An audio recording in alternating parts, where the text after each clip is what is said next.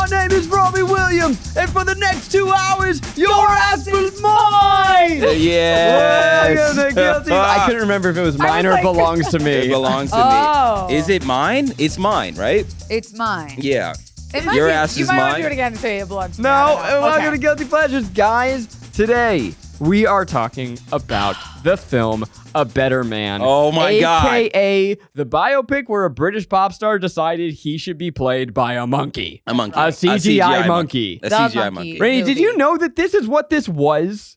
This is No, you kept saying, by the way, the title changed like 18 times as we were talking. It was like a monkey man, a better man, the Robbie Williams thing. I was like, what are we doing? Yeah. We've referred to this as the monkey movie, Yes. not to be confused with, it's a movie about a monkey man. Yeah. But not The Monkey Man. Which is a different movie. Yeah. Also different than The Monkey, which is a movie about a serial killing animatronic monkey. Which is not the real monkey movie, which is Planet of the Apes. Right. So lots of money. It's honestly, move over, Rat Boy Summer. It's big monkey winner. It's big monkey winner. But this is a movie. Yep. Okay. Tell him. Robbie Williams. Sorry. I got to just get the cries out. We had to get it out.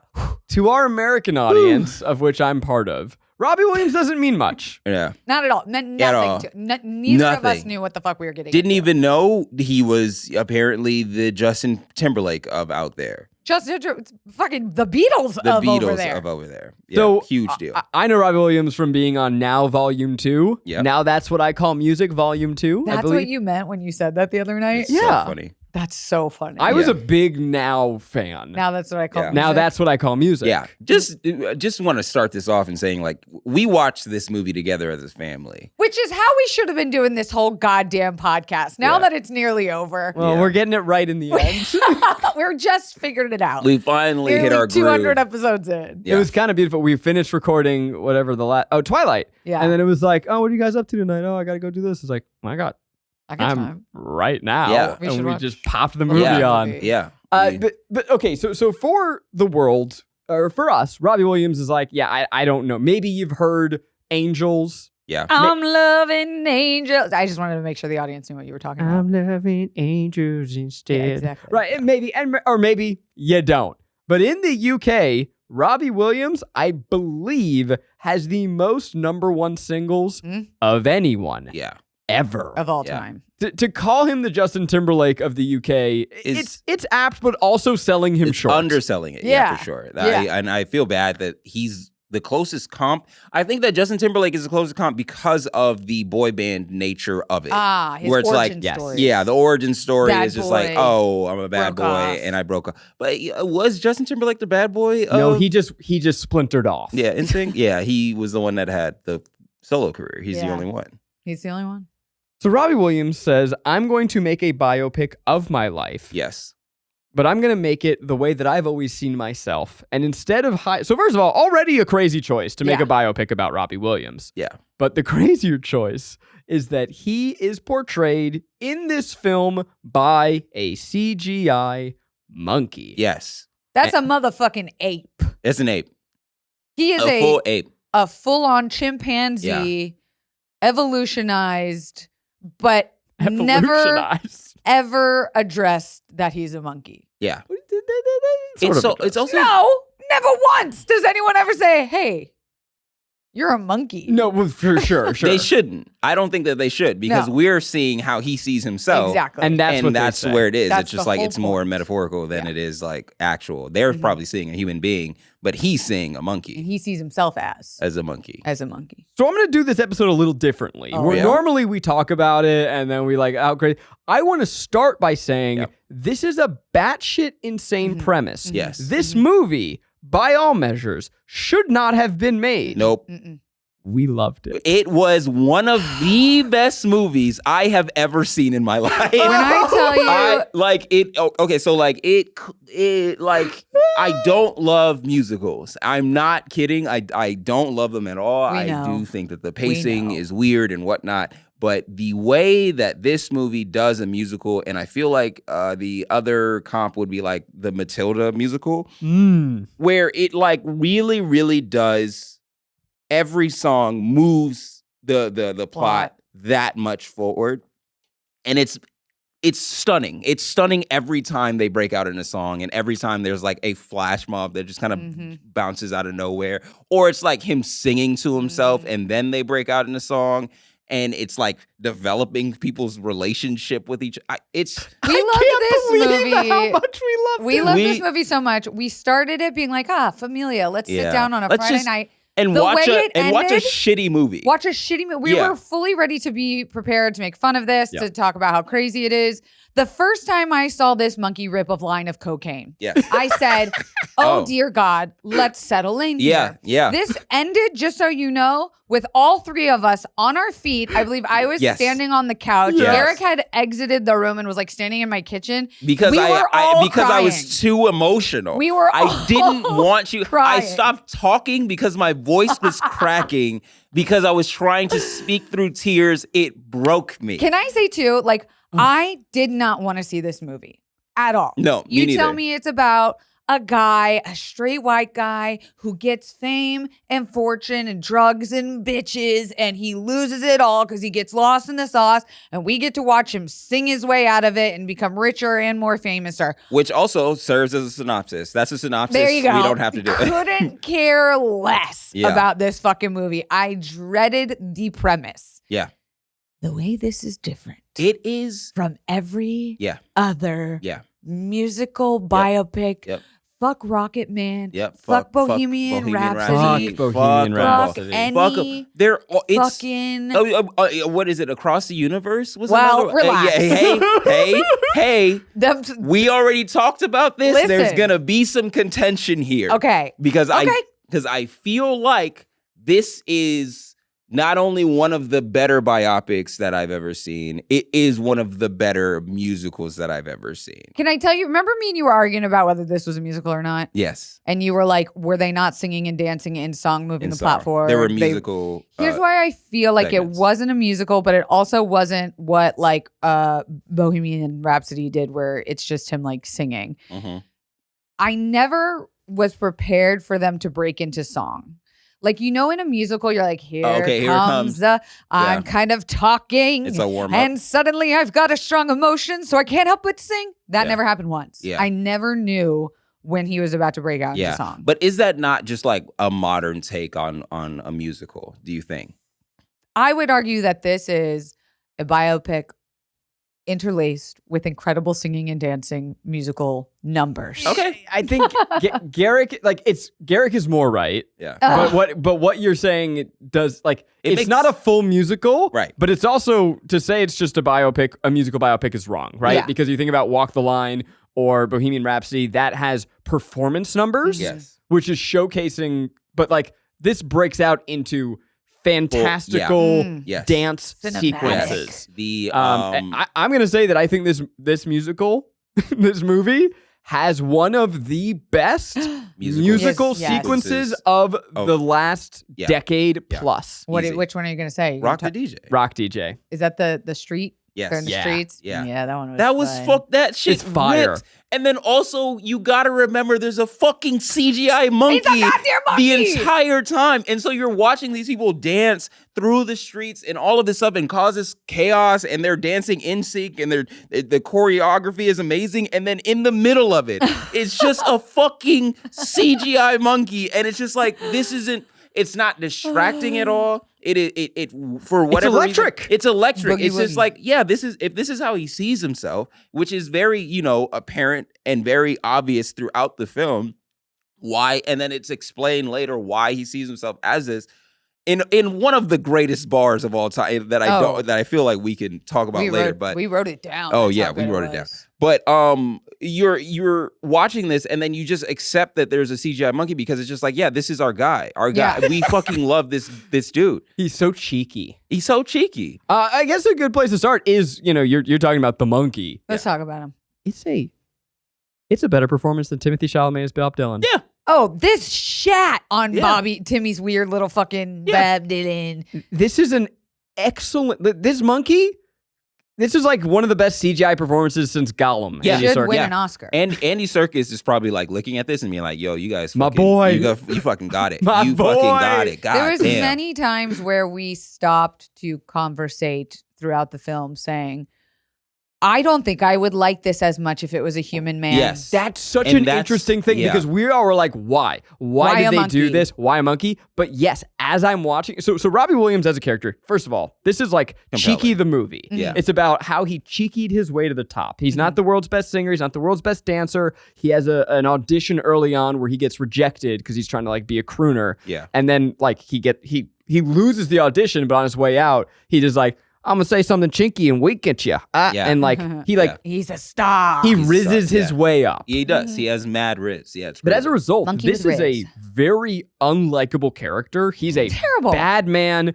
We hate him. Does cocaine. He yells at his girlfriend. He does shit that's super unlikable.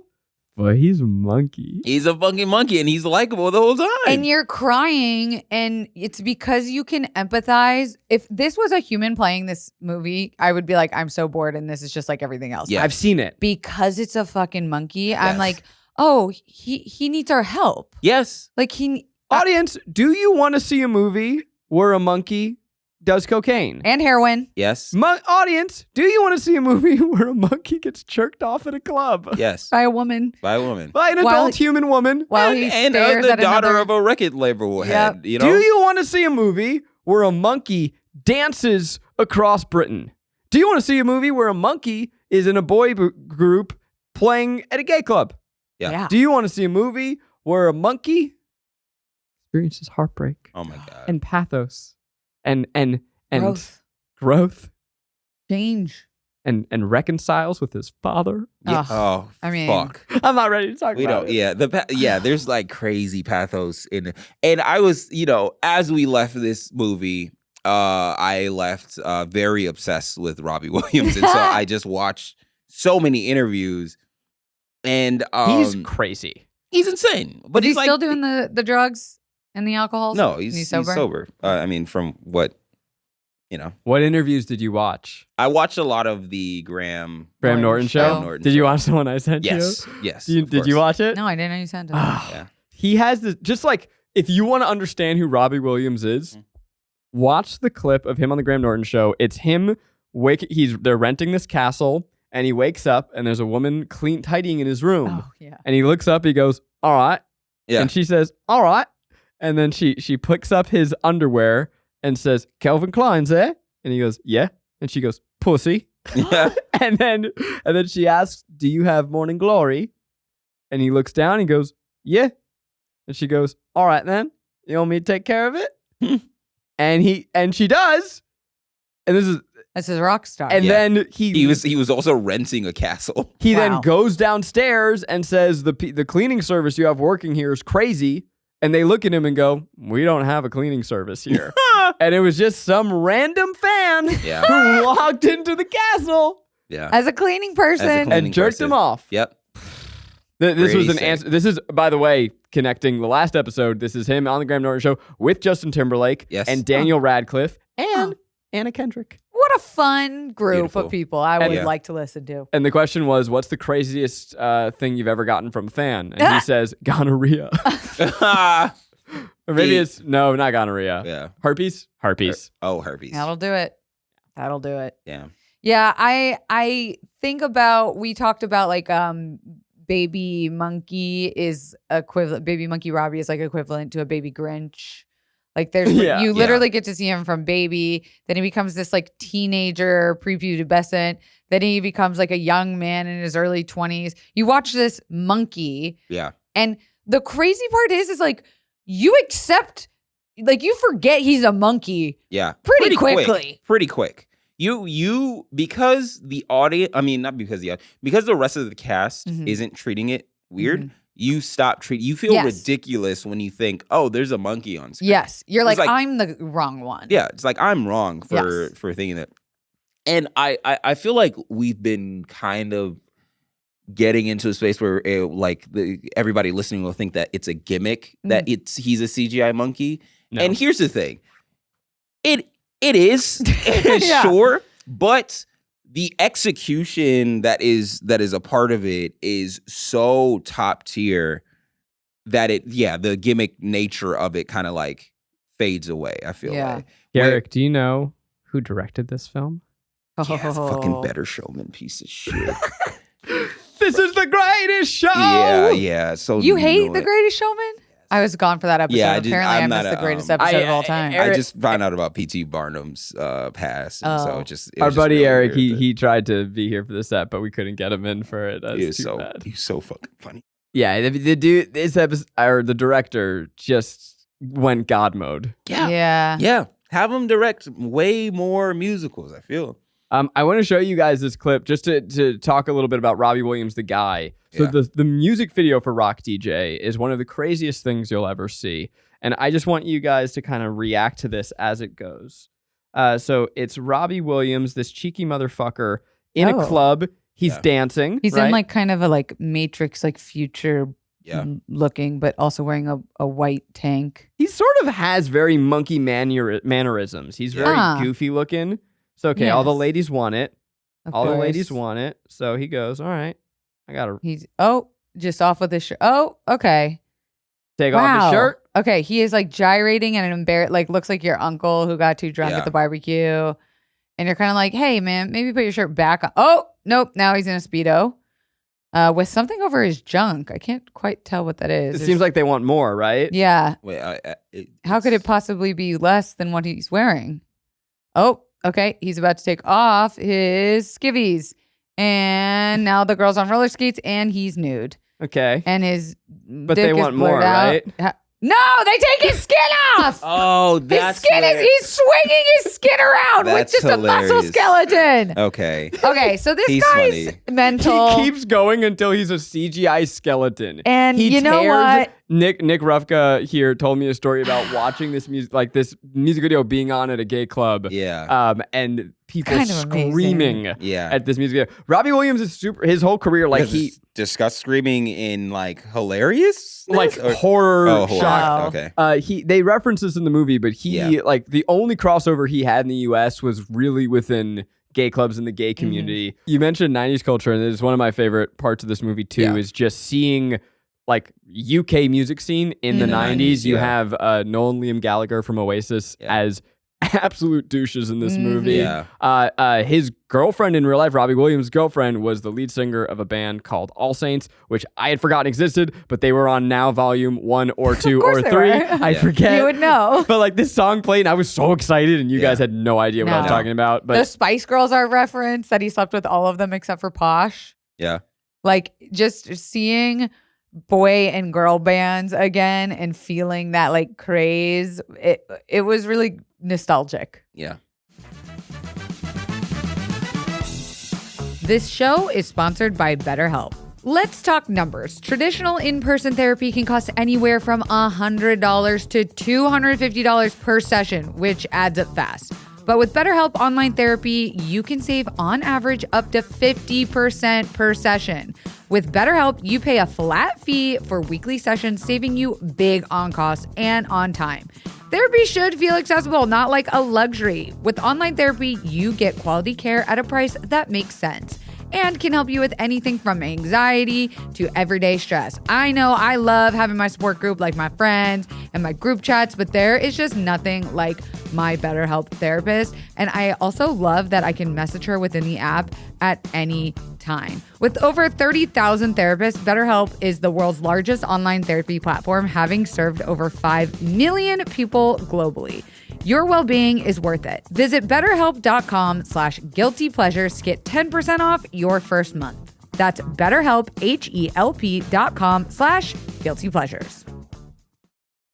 It reminded me of Almost Famous, like in that like era of just like the come up and talking about like the dying of an era, I guess, musically, where you know, Almost Famous was always about like rock and roll going away, and then this was about like boy bands going away. They don't care if you're talented; they just want you as a entity, as a product. Yeah. Which is. I'm looking through my notes, and I wrote down some things that we all said while watching the movie. Oh God! There were some gorgeous stunning shots. Fucking that shot where he drives his car off the bridge. Yes. In Jesus the water. Christ. And it fucking... No business. No business. No doing it. And by the way, literally, you said under your breath, Jesus Christ. Yeah, there it is. Yeah, because you're... Okay, so he gets booted out of the band, right? He gets booted out of Take That, which was the first band that he was in. That was the one that he... Garrick went deep on researching. He knows. I was like, how do you remember all these details? Robbie Williams. I know my Robbie Williams now. It was the band that he got kicked out of, the one that he was auditioning for, and he winked at the guy, and he was just like, we'll just have the one cheeky one in the band. He got kicked out because he was just like drunk all of the time. Yeah. And as he's getting kicked out, which I also still feel... there's three different things here. Garrick's gonna cry again. I'm gonna cry again. Here it comes. Fuck. So, first off, the monkey is acting his ass off. Ugh. Acting his fucking Give him the ass off Oscar. and has a type of riz where you're just like, geez, bro, you're really fucking, you're cool as shit. Yeah. I'm looking up to this monkey. It's nuts. I was like, God damn, bro, I want to be Would this you say CGI it's monkey. Bananas? He is bananas. Wow, really Kelsey. good. Really good. Hey, I you know. just earned one extra episode Yeah. for the show. Yeah, we got 200, here we come. Yeah. And like, Every time you have a joke that good. All right, right, get yeah. another one. We're still on, baby. Yeah, and like, I hear the, I don't want to be a black person saying that I wanted to be a monkey, but like it was just fucked. But anyway, he's acting his ass off. He gets kicked out of the band. Out of Take That. He's just watching all of his friends kind of turn his back on him in the band. And then he's like, they're trying to tell him like, oh, you're too much. You're doing this, trying to do like a damn near like a, what are those called? So they're damn near doing like an intervention for him. Nice. Yeah, and he took a key bump before going to get kicked out of the band. Yes. And then he's on a swing, back and forth, a tree swing. The most coked out behavior a monkey could do. Yeah. And they're just like, you're out of the band. He's like, all right. Okay. Can I take this watermelon? Can I take this watermelon? He just takes a big ass watermelon and dips. And then tries to kill himself. Drives off a bridge. It's fucking nuts. And that shot of the car in the water. Yeah. He's weaving through traffic. Yeah. He swerves. He driving into headlights, accepting death, realizing that was just the back of a bus. And then he's like, okay, well, all right, well, I'm not gonna die today. Swerves into something else and then gets hit by a car. And as soon as you get to the impact, he crashes into water and it just turns into this beautiful fucking CGI murky sequence. The shot is vertical, right? So the surface of the water is up and down. Yeah. And the car plunges through the surface. And it's this like really impossibly wide shot. Yes. The car is just this little dot in this endless sea of water. Green emerald hell. And then I forget It if Robbie gets out of the car. Yeah, he got out. The fans. And then women start like swarming him, pulling him down into the water. And he's just like, because it's just like, I feel like I'm drowning. Yeah. I feel like I'm drowning. And the thing that you're drowning in is pussy. And fame. You were gonna say fame. No, and fame. I'm sorry. Yeah, Kelsey knows what's up. But yeah, you're drowning in those two things. And like, first he's being pulled down by women and all of that stuff as he tries to get up. He finally breaks through to the surface and he realizes that the lake that he's swimming in is iced over, tries to break out of that. Oh my God, I forgot about that. And then a bunch of people come up and you're like, oh, fucking thank God they're going to help him. And they start taking pictures and it's paparazzi. And then they crash through and then they don't help at all. And they're just like taking pictures in this weird swirling motion. They do anxiety. Like they show the mental health side of fame unlike anything I've ever seen. And when I tell you, unlike anything I've ever seen, you get a scene, I don't want to spoil it, but you get a scene at the end that goes so otherworldly, so fantastical that this is when we were like getting onto our fucking feet. Yeah. It's so the fight. The fight scene. Yes. So that just shows. That is so this is at the biggest concert of Robbie's life. Yeah. Turns into I won't fully go, but sort of a King Arthur allegory. Yeah. This dude, Robbie Williams monkey, has a sword and is literally stabbing motherfuckers to death. Yes. Like slaying his demons, Yes. literally. And so I go, and then Garrick goes, so you'll know what voice is. I go, what is this movie? And without missing a beat, fire. That's fucking fire, dog. There's no other. So like when I remember when BoJack Horseman was doing its run, Yes. and everybody was like, "Okay, what is it? It's a fucking horse movie. Yeah. It's a horse show. Why am I supposed to like take this Give a shit seriously?" about it. And then I remember it was either Vulture or Variety. One of them put out, they're like, you guys need to pay attention to BoJack Horseman because it is the most accurate depiction of depression ever, like period. Yep. And I think that this movie has the most accurate depiction of what like performance anxiety looks like, self-hatred looks like, anxiety, and then what is the other Inner imposter child. syndrome looks like. Oh yeah. Yeah, because there's this motif throughout the entire movie where every time he looks into the audience, he sees a version of himself that is just fucking furious and just whispering, disappointed, like, you can't do this. I know who you are. Oh, yeah, I know who you really are. Real you. I know the real you, and this version of you is fucking sucks, and Oof. you know it sucks, and you know you're not good enough, and you know you're a hack, and that is not working, and blah blah blah, and like that's what I feel like a lot of performers have to deal with is their own inner critic, and that own inner critic being in the audience watching you is fucking, unless you're, conceited. I will never get over how much Garrick loves this movie. I fucking, yeah. But this is what I'm talking about when like I think about why I want to do this show. It's because these are all movies I would have never watched. The shit I learned from you about like anime or like action films, the shit I've learned about you with like music and like film bro bullshit. Like these are all things I would never ever give a fuck about. And I walk away being like, I am forever changed. Yeah. And this is one of those movies where I was like, I actually don't think I ever want to be that famous. Yeah. Yeah. That sounds It miserable. does sound very miserable. I had plans. I was on my way. You were going to take a step back. Big boy band. Yeah. That it sounds nuts. It sounds like you can never go back. Your life is ruined. Your life is ruined, and that shit sucks. And you really do have to like make it through.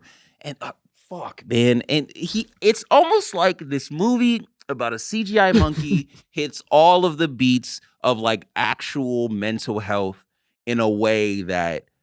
For a famous person, in a way that like people kill for, and it's nuts because there's a scene where he's at rehab and he's doing the group therapy and he's talking about how, and this is jumping to the end here and like why he's a monkey. Oh, this is the line. This is the line where he's just like, there's a moment where he's just like, I got famous when they say that. I have it written if you want.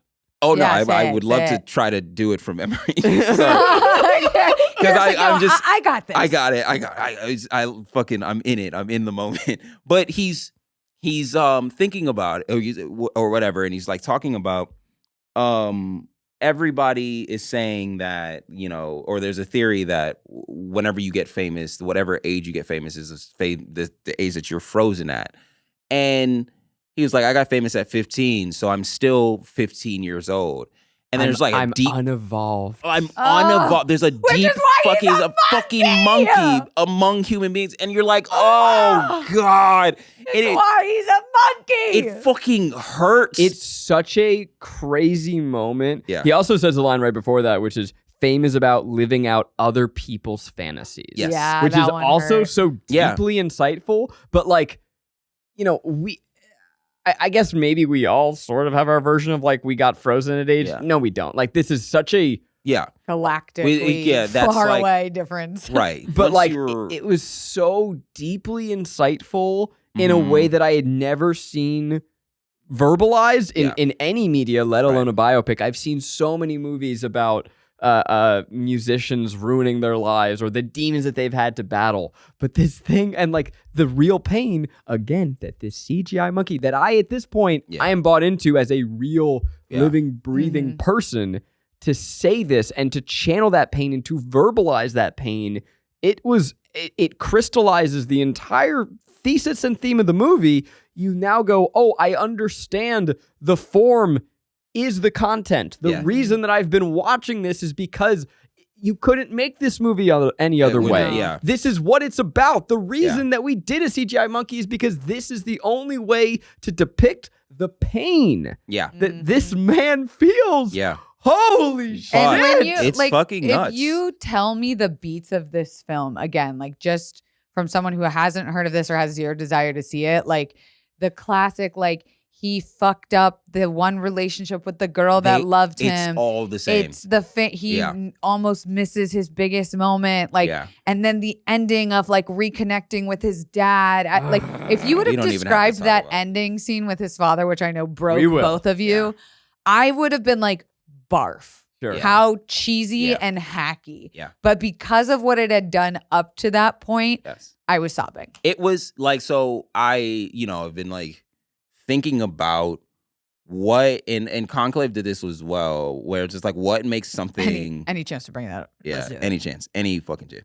What makes something like actually a good movie based off of, relatability and just like pure art, I guess. And I think it is execution and the way that both of those movies, and I know I'm comparing Conclave, which is like an Oscar nominated movie, and Better Man. This is also an Oscar nominated movie. Also Oscar nominated for CGI. For visual effects. I know I'm comparing the two, but like the way that it kind of like dances and toes the line between like being poignant and then also being cheeky for lack of a better word. It's kind of beautiful. Like I think that there's like some beauty in being concise, where it's like this is it's not on the nose and it's not so plainly told to you that you feel as though this is for children or this is easy or it's predictable. It is predictable, but it's the way that it gets to all the beats that you're predicting almost like lends to the storytelling of 100%. It, because it's just like, okay, so you already know this structure, so I don't need to like fucking do anything heady at all. It saved a lot of time. Like this is a 2-hour movie, but it saved so much time. And like you said, the beats were so predictable. You're like, you can see what's happening. Yeah. And yet we're going to get there in this way visually and emotionally and you're dying. Yeah. And you can just have a good time with it because you're like, I'm not trying to predict this one at all. I'm not. This isn't something that is so above my head that I can't figure it out. It's mad easy. The story is mad easy to follow, and you can just like relax with and feel taken care of. Honestly, I want to give this. I don't disagree, but something I want to give the screenplay a little credit for is it did do some things unexpected to me in what it chose to focus on. Yes. Right? Like, so if you think about Walk the Line, I haven't seen it in forever, but like it begins with Johnny Cash about to do his biggest performance. And then it's like you kind of continue to like return to that moment. Maybe that's Walk Hard that I'm remembering. I don't know. Yeah. Those are two different movies. One is the Johnny Cash movie. One's the Dewey Cox movie making fun of Johnny Cash. Brother, I don't know either of those. But like Walk Hard is that's a common motif, right? Of like the biggest performance. The biggest performance of Robbie Williams' life is part of this. It's at the end, but most of the movie is like him rising to fame and like it's before. Okay, actually, here's what I want to say. The biggest parts of Robbie Williams' career, which is what you might expect to be the focus of the movie, is a montage during The Dark Knight of the Soul. Yes. Which is the moment in a movie where like the character is at their fucking lowest. Yes. And so every iconic moment, if you know Robbie Williams, which I'm sure you don't. You don't. And we don't. But like even the little things I recognize, that music video I just showed you, his photo shoot with his little booty out, like the calling out Oasis guy. Talking about sleeping with the Spice Girls, like all of those huge moments, all of the defining moments of his career. It's done in minute and a half. It's a minute and a half, and it is portrayed as the worst part of his fucking life because he He was so fucked up. He was so fucked up, and he didn't know that he didn't want this. Yeah. And he's realizing it's almost like you want to be famous? Here, smoke the whole pack. Be as famous as humanly possible, and then see how much it sucks. Smoke the whole pack. That's so good. It's like, yeah, it's like fucking, it's so good, dog. Like, guy, I'm not kidding. I know that this is like a funny podcast, and we're trying to be out of character for you to love this. Yes, it is very out of character for me to love this, but it is such a good movie. Here's what I recognize watching it that I'm realizing now. In AA, there's a step to the 12. I didn't do the 12 steps, but good for you if you do it. There's a step making amends where you're supposed to it's supposed to come pretty later in sobriety because you don't really have the separation from the pain to go to people and apologize and, do your best to get forgiveness or whatever. And I feel like this was Robbie's way of making amends with so many actual real people in his life of being like, and probably with his audience as well. Yeah. Like where I was shitty. I was an addict. I was a terrible husband, partner. I was a bad performer because I didn't give like my truth or whatever. I knew I was a hack. Yeah. And like, I don't think that would work if, you tried to do a like Justin Bieber or Harry Styles version of this. Yeah. Like he's in his 60s, I'm sure, 70s maybe even. No, younger. 60s. Yeah. Like 50s or 60s. He has to have that 50s, space from the height of his fame to now have the clarity to say, this is like my amends letter to these people in my life. Yeah. And I liked that. Yeah. I liked that too. Because I don't think a lot of biopics do that. Right. They literally just show you a chronological timeline of what happened to them. Yeah. Well, and again, like this is, like in every biopic you see like Ray Charles struggling with drugs or whatever, but like this is the messiest, most vulnerable biopic I've ever seen. There's a line when they're writing music. Okay, he gets paired up with his piano player. This is like the dude that makes his career go supersonic. Yeah. This is after he's like, hey, you've gotten some success, but you're not good. Yeah. Right? And this is, so he gets paired up with a guy, they end up writing Angels together, and that like defines the second half of his career, and I think gives him more of a sense of legitimacy. So Robbie's trying to sorry, just really quick. There's a moment where so he's been writing in this notebook. Yeah. This whole time. And he wrote that song after his wife or fiance was forced to have an abortion. Yeah. And he was taking the crib down. So like it's also, like this really, really deep. Yeah. Her manager, she's also a pop star, forces her to terminate their child so that she can have a career. And it's like, Jesus, man. Yeah. Which that probably happens all the fucking time. And we'll never know about it. So you think about, okay, so he's writing this music. Yeah. And he has like, he's trying to like, ooh, baby, baby, I love you. And the piano player is like He's masturbating. Exasperated. The piano player like just kind of is like, fuck man. He's like, hey man, a song's got to cost you something. Yeah. Ooh. Beautiful. And that is such a bar. And then Robbie like, okay. And then he opens up his notebook and he's like, yeah, I've been collecting my pain and pathos and I have been afraid to share it. Yeah. But that is, I think like the movie too. Yeah. A movie's got to cost you something. Yeah. If you want to tell a story that fucking matters, it usually is going to come from a place of sharing something ugly about yourself. Right. What is this? Like characters have to have problems and they have to overcome them. And this is an ugly character that is beautiful because of how ugly they allow him to be. And the recognizing that, allowing him to heal. Can we talk about his relationship with his dad? Fuck. Okay. One, just really quick. I feel like he has been masquerading he kind of says it where he's just like, I'm so happy that this guy changed my name from Robert to Robbie. Yeah, it's a character. Because he can play the character Robbie and not let anybody know who Robert is. Mm-hmm. And I feel like throughout the show or throughout the movie, there's like a couple instances where people were just like, can I see what's in your notebook? What are you writing? What are you writing down? Like the lead singer of Take That. He was just like, oh, what you got writing down there? He's like, nothing. Don't worry about it. And he's like, all right, fuck you then.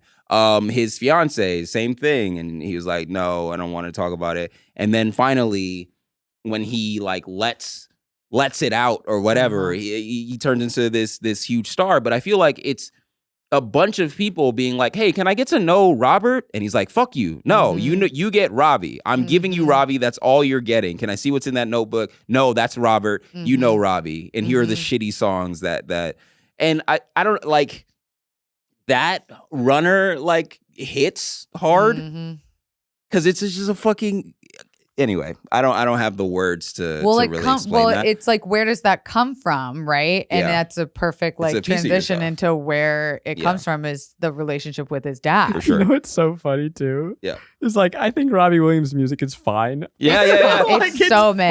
It's so like, they all sound the same. Like you that we're talking about, like, and then he showed his pain. Yeah, and he made his triumph, and like his best song is like, it's pretty good. Yeah. And like, this movie is so much better than his discography. Yeah. I mean, it is the reason why, like, I'll never forget the moment in Katy Perry's concert movie where you watch her sobbing before one of the biggest shows of her life, and I think it was like Brazil, and her husband at the time had just ended their marriage via text. Oh man! And she is sobbing in the makeup chair. The crowd is chanting her name, and it's cutting back and forth. That's crazy. And she's like bent over, like almost throwing up. And like the producers are running around backstage, and they're like, one comes in and is like, hey, Kate, like whatever, like we can call this off right now. Yeah. And everyone will understand, or we go and we do it right fucking now. And she just takes a meat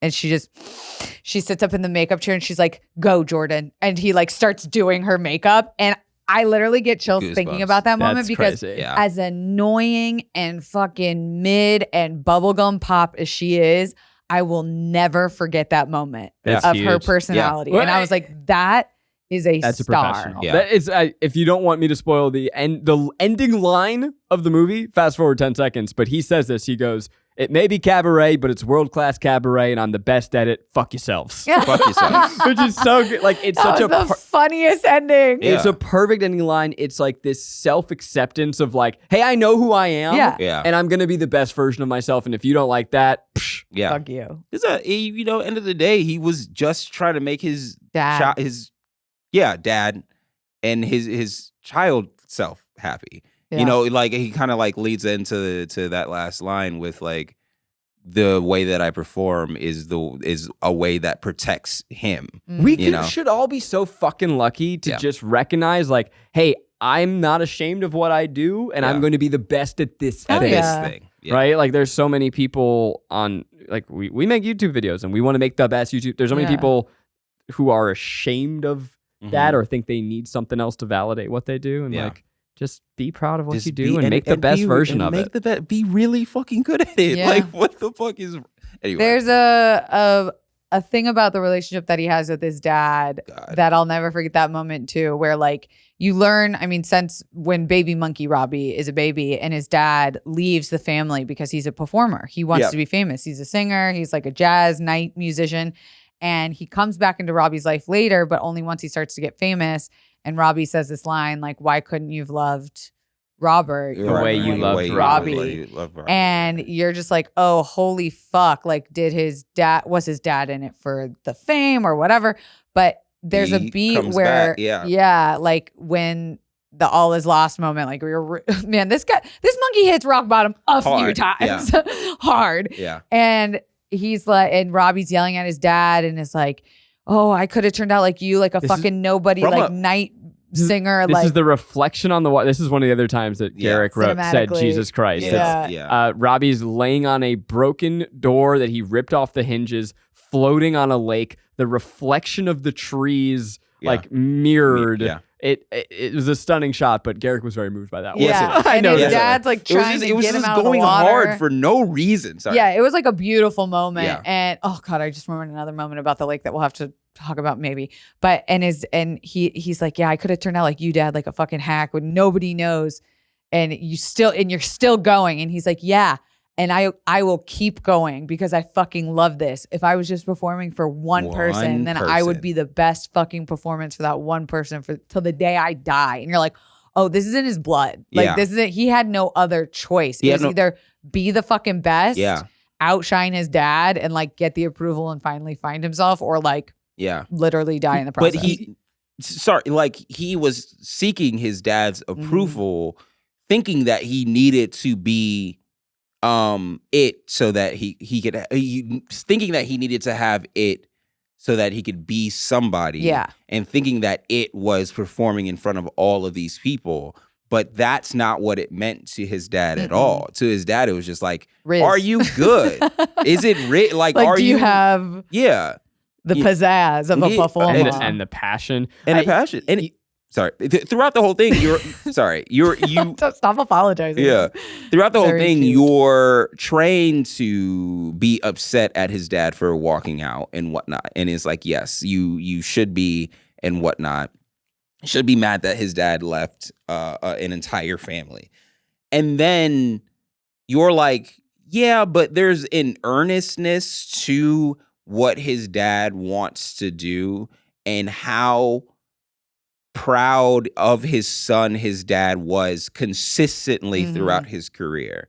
And as you're watching, you're just like, oh, wow, his dad's coming around like LeBron's dad. Look at this, blah, blah, blah. He's coming back when he's famous. But like the only thing that he was talking about was how good his son was whenever he was like complimenting him or anything like that. That's true.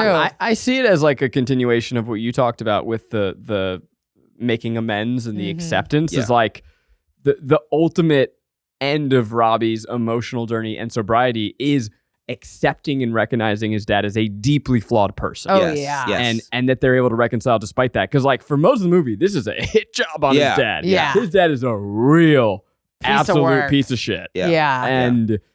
But they get to a point at the end, and the ending, look, the three of us were standing on our fucking feet. Yes. And we Standing on said, the no, if couch. this happens, this is the greatest movie of all time. No, if they stick this fucking landing, and we cheered and screamed, and I clapped. I clapped my little stupid fucking hands.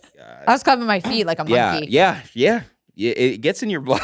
I what you said, like, Garrick, to your point, by the end of the movie, I forgave his dad for walking out. I was like, you know what? In fact, you know what? You should walk out. You should chase your dreams, Dad. Just because you have a fucking family doesn't mean you give up on yourself. Yeah. Get out there, Dad. I was like, what am I talking about? Yeah, I actually called my dad to after the movie and I said, you should leave. Yeah, I can't believe you stayed. I can't believe you stayed. That's so funny.